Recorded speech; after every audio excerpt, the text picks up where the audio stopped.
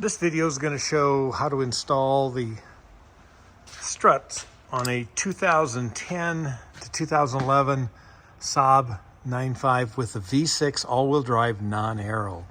And they've got a different kind of setup in there because the yoke, it's got the yoke, but it's not the dampening setup like you see on the Aero. So it's a little different to put all this stuff in. And I need to promote Esaabparts.com. So if you Google Esaabparts.com, that's Matt Nicolay and Anthony Farah. They specialize only in Saab parts. They're a huge supporter of the museum. In fact, a portion of everything you buy trickles back to the museum to help support us on a day-to-day basis. Without that, the museum would be a lot harder to maintain, let's put it that way. So we're very, very grateful for the support the fine folks at Esaabparts.com provide, and they're the ones providing the kit.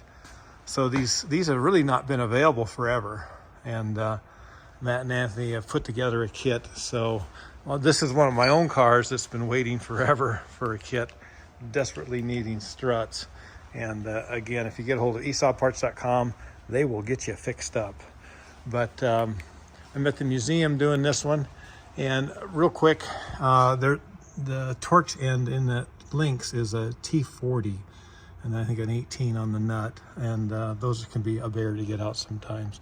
And then the wheel sensor's a T30. Other than that, everything's pretty simple. So we'll see how this video turns out. But again, thanks to Esaabparts.com for their continuing support.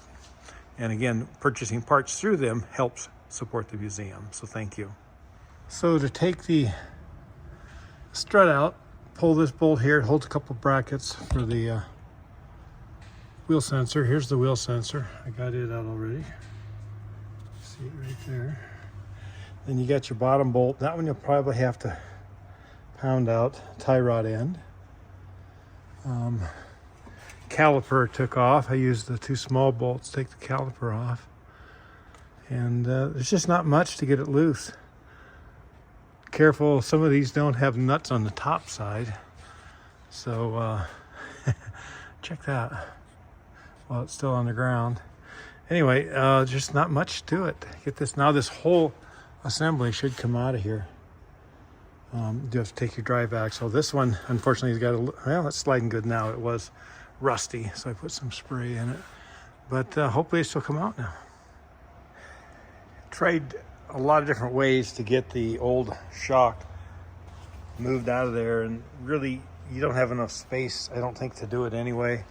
And this one had nut on top missing, so it caused some problems.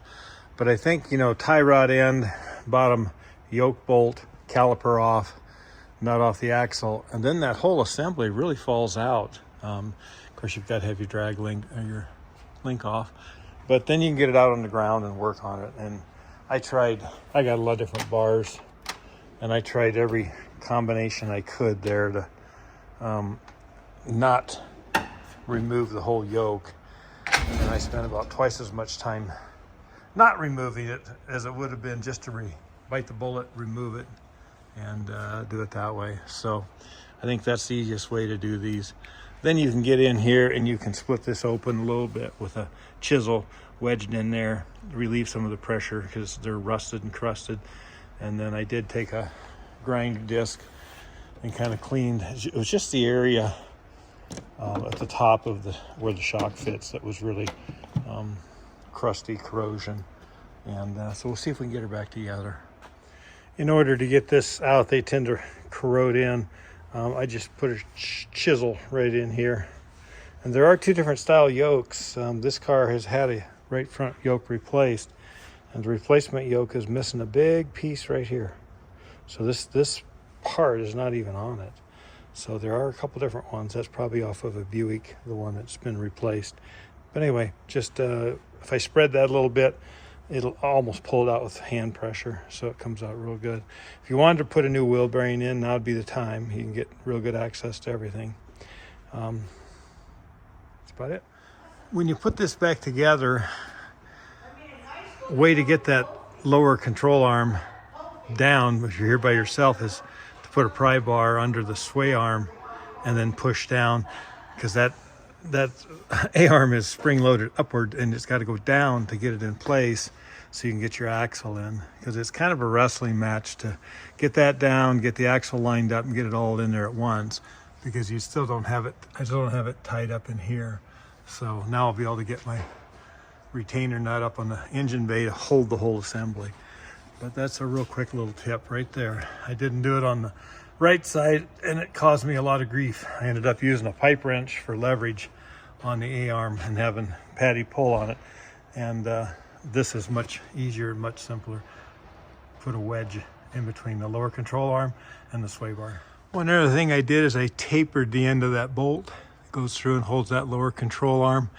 And then if you pry down here and push in at the same time with the jack, so we're prying down and pushing the whole assembly in, that bolt actually goes in pretty easy. The other side was kind of a bear, but anyway, that's a lot easier way to do it. Push, it's almost a two-person job.